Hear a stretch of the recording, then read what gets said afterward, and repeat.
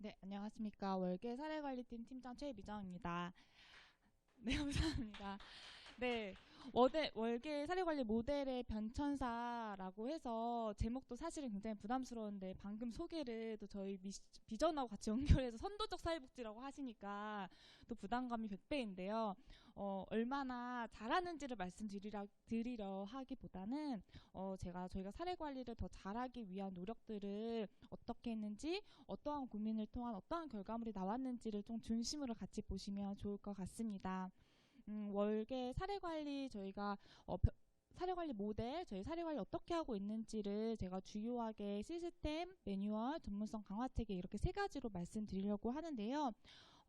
목차를 말씀드리기 앞서서 사례관리 학회에서 구성한 실천 요소 중에서 사례관리자, 사례관리 과정, 사례관리 운영체계, 사회자원, 클라이언트 이렇게 구성하고 있는 지점들이 있습니다. 그래서 저희가 사실 이 각각의 영역에서 저희가 어떠한 실천을 하고 있는지, 어떠한 전략을 갖고 있는지가 있지만 제가 이번엔 주요하게 사례관리자 안에서의 교육과 슈퍼비전 역량 강화를 위한 전문성 강화 체계, 사례관리 과정 안에서의 전문적인 적용을 위한 매뉴얼 개발과 적용, 사례관리 운영 체계 안에서 한 꼭지로 온라인 사례관리 시스템을 어떻게 적용해서 타 기관과 협업을 하고자 하는지, 또 우리 안에서 데이터 효율화나 내부 데이터 시스템을 어떻게 나누려고 하는지를 말씀드리려고 합니다. 발표하기에 앞서서 목차를 말씀드리면 저희 기관에서 사례관리 언제부터 하고 있고 주요한 핵심 사업을 어떻게 진행을 하고 있는지를 먼저 말씀드리고요. 방금 말씀드렸던 세 가지 차트를 월계 사례관리 지원 체계로 나누어서 말씀드리고 총평하고 마무리하도록 하겠습니다. 시간 순으로 보는 월계 사례관리입니다.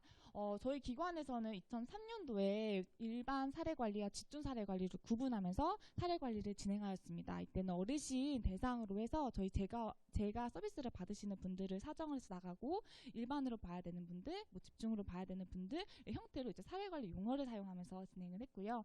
2005년도에는 가족기능 강화 사업 안에서 아동청소년 사례관리로 조금 더 확대해서 진행했습니다. 그래서 이때는 저희가 위기사례관리라는 용어를 쓰면서 위기개입에 대한 부분들도 추가해서 진행하였습니다. 2008년도에 저희 노원희망 네트워크 사업 안에서 온라인 사례관리 시스템을 도입해서 저희 진행을 했고요. 2013년도에 사회복지사업법 개정이 되면서 사례관리팀이 신설되었습니다. 그래서 저희가 그간에 했던 저희 전문성이나 노하우나 실전 기술들을 조금 모아서 2013년도에 매뉴얼을 발간하였고요. 2014년도에는 저희가 세미나를 진행했는데 이 부분 제가 이따가 매뉴얼 부분에서 다시 한번 언급드리도록 하겠습니다. 2015년도에는 2008년도에 도입했던 시스템이 저희 기관 양식이나 절차나 이런 것보다는 좀 통합으로 이루려고 했던 것들이 많아서 2015년도에 저희 기관 내 시스템으로 개편을 하였습니다. 그 이후에 2015년도, 2016년도 이때 핫 이슈가 민간협력 통합 사례 관리입니다. 그래서 이때 통합 사례 관리를 저희 기관 안에서도 시작하고 도입을 했고요. 2016년도부터 월 1회 저희 사례 회의를 진행을 했고 제가 이번에 좀 개수를 좀 해보니까 총 96회 사례 회의를 했고 그 안에서 한 22케이스를 민관이 각각의 역할을 나누어서 개입을 했더라고요. 그래서 저희 기관이 제가 다른 건 자랑을 많이 안 하는데 민간협력 사례 관리는 되게 잘 되고 있고 이 자리를 빌어서 또 오늘 참석하신 이윤희 팀장님께 감사의 말씀을 전합니다. 2017년도에는 저희가 2013년도에 발간한 매뉴얼이요. 좀 이론이 좀 약한 것 같은데 라는 내부 평가가 있었어요. 그래서 2017년도에 2차 사례관리 매뉴얼을 발간합니다. 2022년도 현재 우리가 좀 어떤 부분을 중점적으로 보고 있나 살펴보니 저희 기관 안에서 좀 전문성 강화하기 위한 다양한 노력을 하고 있는데요. 이용가족 협의체에서 가족 사례 관리를 저희 스터디를 한 3년째 참석을 하고 있어요. 그래서 그 매뉴얼을 제작하는데 같이 참여를 하고 있고 저희가 그 매뉴얼에 따라서 적용을 하고 있는 것을 좀 공유하고 나타내고자 공개 슈퍼비전을 받았고 온라인 사례 관리 시스템을 저희 양식에 맞게 개편을 하였습니다. 작년도에 저희 팀 뿐만 아니라 저희 기관의 가장 큰 변화가 월계 커뮤니티 케어 사업의 시작인데요. 저희 기관 안에서의 위기 개입을 어떻게 나누고 위기 대응력을 어떻게 높일 것인가가 사실 월계 커뮤니티 케어 사업의 시작입니다. 그래서 3차 저희 파트에서는 더 자세하게 다룰 거지만 저희 팀 안에서도 좀 많은 변화가 있었습니다. 저희 시간 순으로 제가 간략하게 또 말씀을 드렸는데 넘어가서 이제 사례관리 지원 체계로 넘어가기 전에 저희 팀에도 사례관리 전략이 있습니다. 그래서 강점 관점 기반 협력적 사례관리 그리고 사례관리 지원 체계 강화라는 큰 파트에 그런 목표가 있고 그 안에서는 공통적으로는 클라이언트의 문제 해결력과 잔립력 증진이라는 공통적 목표가 있습니다. 그래서 사례관리 전문성 강화, 인력 보호, 온라인 사례관리 시스템 활용 등의 저희가 목표를 가지고 또 전략을 갖고 일을 하고 있습니다. 그래서 아까 말씀드렸던 것처럼 첫 번째로 제가 온라인 사례관리 시스템에 대해서 말씀 나누고자 하는데요. 온라인 사례관리 시스템의 시작은 사실 이렇습니다. 노원이만 네트워크가 이제 사업을 시작하면서 통합적으로 아동 청소년 사례 관리를 해야겠다라는 필요성이 대두가 돼서 온라인 사례 관리 시스템이 처음으로 만들어졌고요. 그리고 사례 관리 과정 기록 안에서의 우리가 너무 데이터가 분산되어 있으니까 이 부분 좀 온라인화해서 가지고 있어야겠다. 그리고 사례 관리 현황을 파악하면 이때 다루고 뭐 저때 다루고 지금 어떻게 진행되고 있는지 파일을 다 찾아볼 때도 있고 그게 다 기관마다 다르고 개별마다 데이터 관리하는 게 다르잖아요. 그래서 그런 부분들 우리가 명확하게 파악해야겠다. 마지막으로는 오동준 간장님 사실 취임하게 되면서 저희 기관의 전략이 종이 없는 복지관이라는 그 기관의 전략이 있습니다. 그래서 저희가 모든 사례 관리 데이터가 온라인 결제 오프라인 결제 시스템인데 이런 걸 좀 온라인 결제 시스템을 도입해서 우리 좀 데이터를 좀 더 효율적으로 관리하자라는 배경 하에 이렇게 진행을 하게 되었습니다. 그럼 기능이 어떤 건지 되게 많이 좀 궁금해 하실 것 같아요. 그래서 첫 번째 기능은 저희 기관 안에 있는 사례관리 매뉴얼 다 요 안에 담았습니다. 그래서 저희의 사전 기록 중에 하나를 제가 일단 발췌를 했고요. 그래서 저희가 직접적으로 사정하고 사용하는 것들을 다 데이터화할 수 있게 차트로 이렇게 선택하는 형태, 그리고 저희가 서술하는 거는 서술형 형태로 되어져 있고 이거를 다 합치면 뭐 인쇄하는 형태, 이런 형태로 되어져 있습니다. 그래서 뭐 실행 계획표는 제가 개인정보가 너무 많아서 블러 처리했는데 저기에 있는 우선순위, 욕구 해결, 뭐 장기 목표 이런 것들이 모두 다 저희 기관 안에 매뉴얼 안에 있는 내용들입니다. 다음으로는 사례관리 기록과 보관의 온라인화입니다. 저희의 이전 사례관리 파일인데요. 많이들 이런 형태로 하시는 것 같아요. 황하일에 클라이언트 이름 적어서 목표별로 저희도 기입한 것들 다 인덱스를 붙이고 옆에는 실행 계획표, 중간 점검, 뭐 종결 기록지 하고 사업 모니터링 쫙 해가지고 평가 때 이렇게 해서 10개 파일을 딱 내잖아요.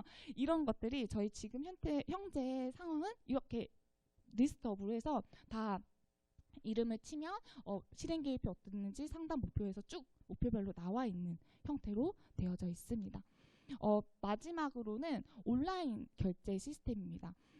저도 입사하고서 한 작년까지 그러니까 제가 팀장이 되기 전까지 팀장님한테 상담일지 결제 받으려면 요거 판 가지고 가서 상담일지 결제해주세요 이렇게 하거나 모아가지고 가서 하거나 또 팀장님 안 계시면은 좀 나중에 갔다 오거나 또 팀장님 결제 올렸다가 또 팀장님이 또 하면 한 일주일 정도 보셔야 되니까 또 바쁘면 또 안 되잖아요. 그러니까 이게 너무나 좀 비효율적으로 사실 관리가 되어져 있는 지점도 있고 없어지기도 하고 이런 형태가 있는데 저희는 그냥 직원들 다 온라인 결제로 올려버립니다. 그럼 제가 상시로 체크해서 피드백하고 슈퍼비전하고 이렇게 하면 사실 끝이어서 뭐 출력하고 사인하고 결제하고 탭하고 이렇게 찍는 그런 게 많이 좀 효율화됐다라고 보시면 되고요. 그래서 성과로는 데이터 관리가 굉장히 효율적으로 되고요. 행정시간 감소되고요. 그리고 이거는 사실 타 기관이 좀 도와주셔야 되는 부분인데 타 기관하고 협업이 가능합니다. 저희가 아이디랑 패스워드만 사실은 드리면 돼서 그 클라이언트의 동의를 받고 아이디와 패스워드를 줘서 그 클라이언트에 대한 부분만 저희가 열어드리면 되거든요. 그래서 타 기관하고 협업이 가능합니다. 그래서 향후 방향은 좀 이 개인정보 보호를 좀 더 촘촘하게 아예 이름도 다 블러 처리할 수 있는 기능을 저희가 보완을 해서 온라인 슈퍼비전을 교수님들이나 타 전문가에게 받는 거 그리고 방금 말씀드렸던 것처럼 좀 통합 사례 관리를 효율적으로 잘할 수 있기 위해서 좀 타 기관과 이해와 협업이 좀 필요하겠다. 마지막으로는 저희가 지금 통계 기능에 대한 것들을 제가 조금 더 보완을 해야 돼요. 그래서 목표 달성도를 점차적으로 어떤 개입을 했을 때 목표가 더 잘 달성되는지, 그 달성도가 어떻게 변화하는지에 대한 부분, 그리고 뭐 평균 개입 기간 안에서 우리가 좀 보여줄 성과로 보여질 수 있는 부분들을 좀 확인할 수 있게 통계 기능의 좀 강화가 필요할 것 같습니다. 다음으로는 매뉴얼입니다. 아까 말씀드렸던 것처럼 1차 사례관리 팀이 개편이 되면서 1차 사례관리 매뉴얼이 발간되었습니다. 그래서 사례관리 총칙과 정의, 양식과 목차 이런 형태로 구성이 되어져 있고요. 2014년도에 사례관리 세미나를 개최를 해서 사례관리 팀 체계, 팀 구성, 적정 사례수, 사례관리 슈퍼비전 체계, 그리고 사례관리 체계를 어떻게 가지고 가야 되는가, 목표 분리에 대한 이야기, 보호, 역량 강화, 문제 해결, 사례 구분, 대상에 따른 구분 이런 것들을 저희가 정리를 했고요. 그때 논의되었던 것들이 사례관리 팀으로 딱 편성이 되었는데 사례관리 집중 환경 조성이 필요하겠다. 그리고 사례수가 또 그거에 맞게 사회복사에 맞게 그리고 사례의 집중도에 맞게 좀 조절이 필요하겠다 등등의 이야기가 이때에 나왔습니다. 그래서 이것들을 저희가 체계 같은 경우는 지금 잘 구축해서 유지하고 있는 것도 있고 사례관리 집중환경 조성 같은 경우는 제가 뒤에 또 이야기하겠지만 저희 안에서의 또 하나의 전략으로 가지고 가는 지점도 있습니다. 2차 사례관리 매뉴얼은 좀 이론을 근반으로 해서 이제 매뉴얼을 제작을 했는데요. 사례관리 이해에 대한 부분들, 사례관리 개요, 역사, 관점, 윤리, 욕구 이런 등등의 내용들을 저희가 이론을 근거로 해서 매뉴얼을 제작을 했고요. 사례관리 실천 양식 과정 그리고 거기에 따른 저희 어떻게 활용하면 될지에 대한 예시가 있습니다. 그래서 어떻게 이론을 잘 근거로 했는가에 대한 부분들을 이야기 나누면 저희 사정 영역 보시면 사정 영역 안에서 강점, 역량, 자원을 사정하게끔 되어져 있고 사례관리 실행 목표에서도 각각의 클라이언트 사례관리자 기타 그 지역 자원일 수 있고요. 아니면 주변 이웃일 수도 있고요. 그래서 등등의 기타 자원들과 함께하는 그런 실천 과업을 여기다 제시해 두었습니다. 이렇게 해보니 어떤 게 성과가 있는가. 그래서 저희가 봤을 때 강점 관점, 선택 체계적 관점을 기반으로 해서 좀 사회복사의 전문성이 강화가 됩니다. 그래서 실행 개입을 쓸 때도 클라이언트 역할, 나의 역할, 그 이후에 그거와 함께해서 협의해서 하는 계약 등등의 이런 것들이 전문성을 강화하는 데 많은 도움이 되고요. 의식주 경제, 건강 시민 정서 등 총 11가지의 영역을 사정을 합니다. 그래서 이 지금 당면한 복합적인 욕구가 어떠한 것으로부터 비롯된 것인지에 대한 좀 정확한 사정을 하기 위해 많은 노력을 하고 있고요. 클라이언트의 욕구합이나 역할 구분을 하고 이거는 선생님이 하셔야 될 거, 이거는 제가 하셔야 될 거, 선생님의 앞으로의 목표는 이런 것입니다라는 것들을 합의를 함으로써 클라이언트의 참여 동기를 강화하는 지점들이 있고요. 그 장기 목표, 단기 목표, 전략 이렇게 되게 실행 목표 되게 구분되어져 있거든요. 그런 지점들이 좀 개입 계획을 좀 체계화하는 데 도움이 되었습니다. 한계 및 적용을 저희 매뉴얼 이야기하면 사정 영역 되게 많고 실행 부분 되게 많아서 오래 걸리시겠어요? 이런 이야기들 많이 나누시는데요. 그래서 저희가 지금은 주요 욕구부터 사정을 하고 사정은 사실 원래 교과서적으로 또 지속하는 과정이잖아요. 그래서 그것을 염두에서 진행해서 추가적인 욕구나 추가적인 변화된 상황에 대해서는 그 점검과 평가를 통해서 진행을 하고 있습니다.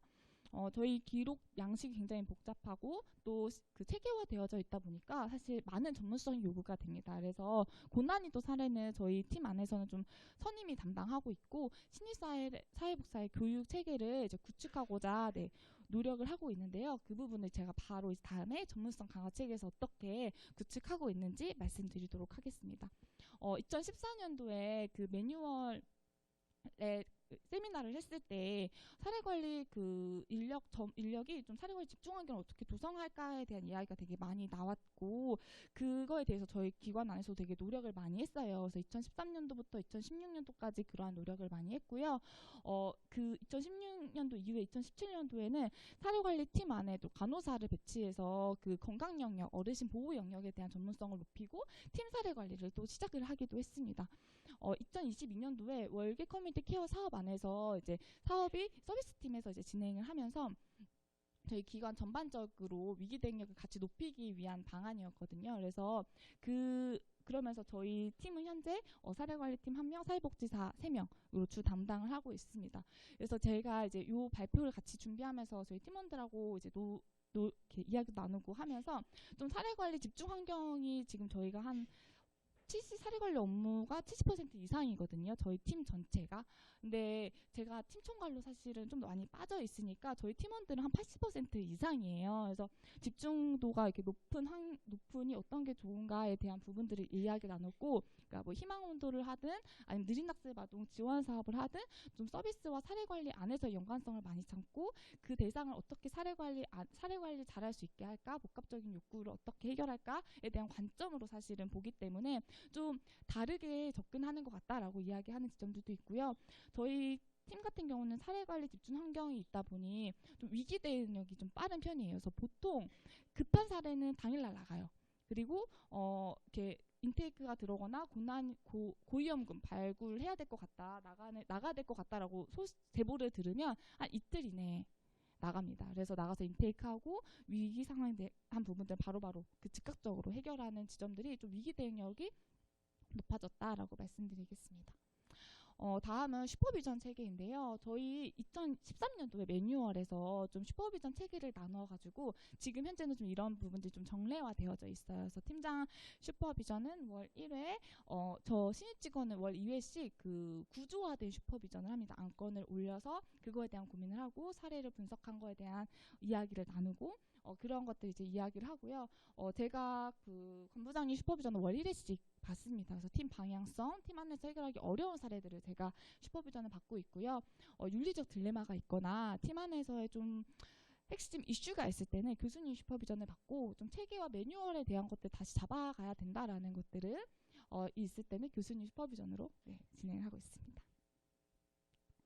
저희 팀 그래서 좀 되게 많은 전문성도 있어야 되고 좀 많이 어려워서 사실 신입 직원 채용과 훈련에도 좀 애를 많이 쓰고 있습니다. 그래서 저희 앞서서 부장님이 저희 서류가 생각보다 많이 들어오지 않아요 라고 말씀하셨는데 저희 팀은 사실 필기시험도 봐서 더 많이 들어오지는 않습니다.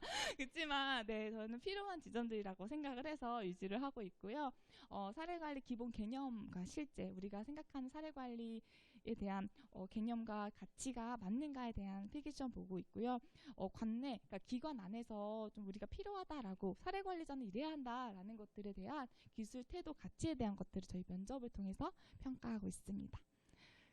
들어오면 끝인 줄 알았는데 공부를 너무 많이 시킨다고 최근에 들어왔던 신입 선생님이 이야기를 해주셨어요. 그래서 신입 직원 채용 훈련을 저희가 총 6차시를 통해서 6차시 동안 진행을 해요. 그리고 끝난 게 아니고 시험을 또 봐요. 그래서 70점 안 넘으면 다시 재시험인데 다행히 재시험 본 사람은 없습니다. 그래서 이러한 형태로 교육을 진행하고 있습니다.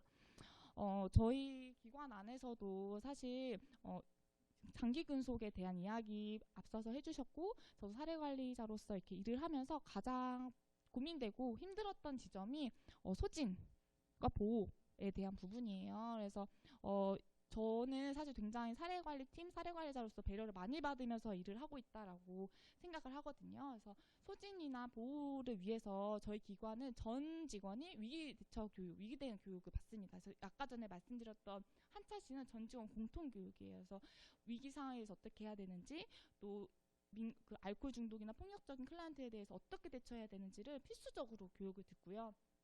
그리고 그 상시 발생하는 어려움들도 많지만 업무폰을 저희가 사생활 노출이라든지 아니면 되게 여러 가지 소진이나 보호를 위해서 업무폰을 저희 팀 안에서는 운영을 하고 있고 방문 상담이나 아니면 혼자 계시는 좀 위험성이 있다라고 판단하는 분들은 다 2인 1조로 상담을 진행을 하고 있습니다. 그래서 그럼에도 불구하고 트라우마와 또 소진과 또 어려움이 있을 때는 기관 내 상담을 지원해주고 있습니다. 그래서 서울시 저희 사업회에서 지원하는 마음 상담 사업도 저희가 참여를 하고 있고요. 저희 기관 안에서 많이 또 배려를 해주셔서 저희 근무 시간 내에 이것은 저희가 진행을 하고 있습니다. 그래서 교육 시간으로 별도로 운영을 하고 있고 또 그 그룹 안에 그런 문제나 어려움이 있을 때는 저희 교수님 슈퍼비전이나 집단 상담사와 같이 상담을 받기도 합니다.